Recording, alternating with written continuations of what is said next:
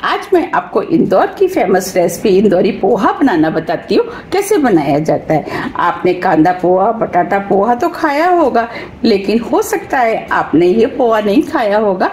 इसका बनाने का तरीका भी बिल्कुल अलग होता है और इसका टेस्ट और पोहा से भी अलग होता है। उसकी वजह से ये खाने में बहुत ही ज्यादा टेस्टी लगता है और इसे बनाना भी बहुत आसान है। तो चलिए बनाना शुरू करते हैं। इंदौरी पोहा बनाने के लिए ये हमने 3 कप जाड़ा पोहा लिया है। ये पोहा थोड़ा सा मोटा होता है। इस इंदौरी पोहे को इसी पोहे से बनाया जाता है। अब हम पोहे को सबसे पहले धोएंगे, तो पोहे को हम इस छन्नी में डाल देते हैं और इसमें हम पानी डाल देते हैं।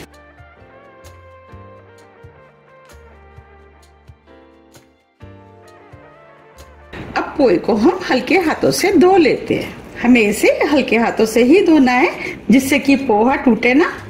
ये हमने पोहे को धो लिया है।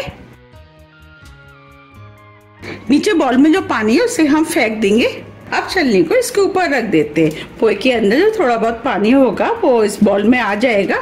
ये हमने 1/4 टीस्पून हल्दी पाउडर लिया है, वो हम इस पोहे के ऊपर डाल देते हैं। 1/4 टीस्पून नमक आप अपने टेस्ट के अनुसार थोड़ा सा कम या ज्यादा भी कर सकते हैं। अब इसके अंदर 1 टीस्पून चीनी डाल देते हैं। चीनी से पोहे के अंदर मिठास आएगी, उसकी वजह से पोहा खाने में बहुत ही ज्यादा टेस्टी लगता है। अब इसमें हम आधा नींबू का रस निचोड़ देते हैं।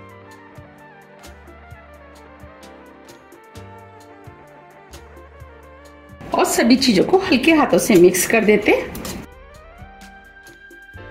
ये हमने सभी चीजों को अच्छे से मिक्स कर लिया है। अब हम पोहे को 10 मिनट के लिए सोक होने के लिए रख देते हैं। जब तक पोहा सोक रहे हम आगे की तैयारी कर लेते हैं। अब पैन में हम 2 चम्मच देसी घी डाल देते हैं। आप देसी घी की जगह ऑयल का भी इस्तेमाल कर सकते हैं। अब घी को गर्म होने देते हैं। घी गर्म हो गया है। अब इसके अंदर 1/3 कप कच्ची वाली मूंगफली डाल देते हैं। अब मूंगफलियों को लगातार चलाते हुए स्लो मीडियम फ्लेम पे भून लेते हैं। मूंगफलियों को हमें लगातार चलाते हुए भूनना है जिससे कि मूंगफलियां जले ना। अब देख पा रहे मूंगफलियां भुनना शुरू हो गई है और मूंगफली के अंदर से चटचट की आवाज भी आना शुरू हो गई है।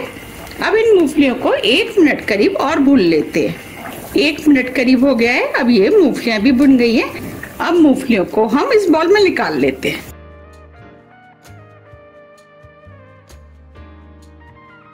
ये हमने मूंगफलियों को निकाल लिया है।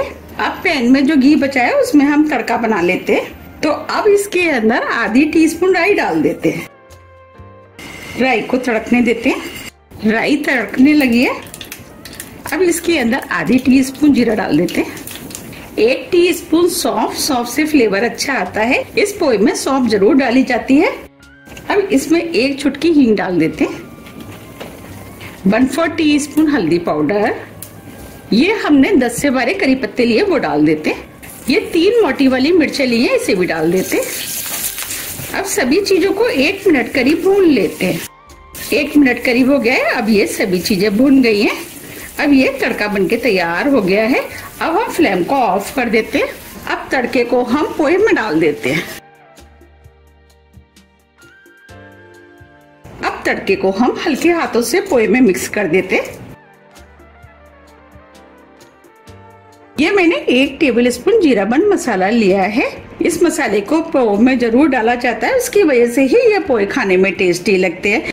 अब हम इस मसाले को भी मिक्स कर देते हैं। इसकी रेसिपी आप मेरे चैनल पर देख सकते हैं।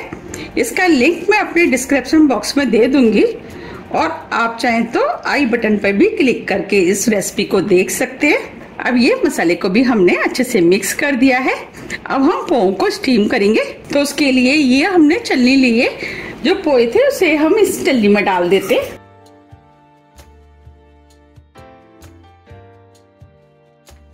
अब जो हमने मूंगफली भुनी थी वो डाल देते हैं। इसमें से हमने थोड़ी सी मूंगफली बचा ली है, उसका यूज हम बाद में करेंगे।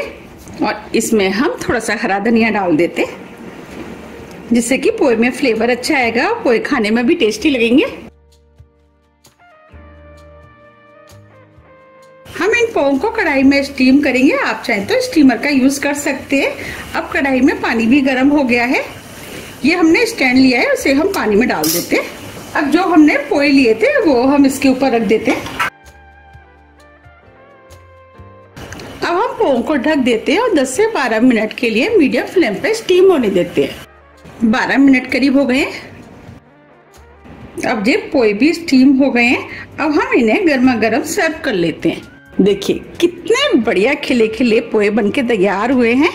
ये पोहे खाने में बहुत ही ज्यादा टेस्टी लगते हैं। अगर आपको मेरी रेसिपी पसंद आ रही है तो आप रेसिपी को लाइक कर दीजिएगा और ज्यादा से ज्यादा फ्रेंड और फैमिली के साथ शेयर भी कर दीजिएगा।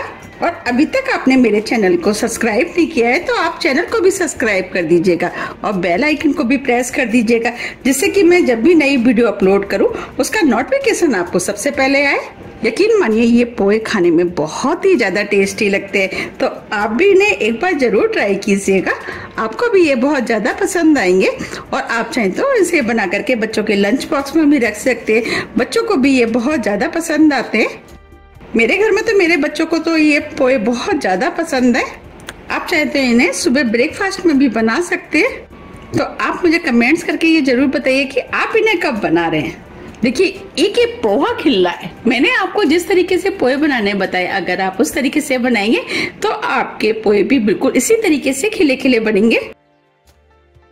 अब हम पोहे के ऊपर गार्निशिंग कर देते हैं। तो इसके ऊपर हम थोड़ी सी प्याज डाल देते हैं।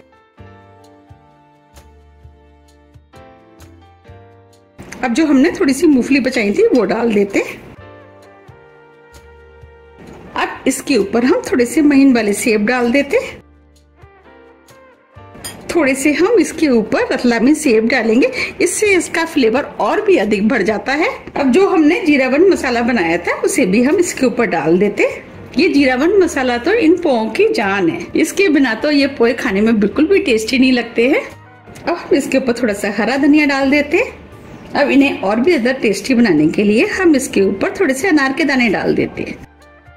अब इसके ऊपर हम नींबू निचोड़ देते हैं, जिससे कि इसके अंदर खट्टा मीठा टेस्ट आएगा। उससे ये खाने में और भी ज्यादा टेस्टी लगेंगे। आप देख पा रहे हैं बिल्कुल लग रहे हैं ना मार्केट जैसे। अब मैं आपको पास से भी दिखा देती हूँ। देखिए कितने बढ़िया इंदौरी पोहे बनके तैयार हुए। देखते ही हो रहा है ना खाने का मन। अगर आपको मेरी इंदौरी पोहे की रेसिपी थोड़ी भी पसंद आती है तो रेसिपी को लाइक कीजिए, चैनल को सब्सक्राइब कीजिए और ज्यादा से ज्यादा शेयर कीजिए। अब हम फिर मिलते हैं इसी तरह की टेस्टी रेसिपी के साथ। जब तक के लिए नमस्कार।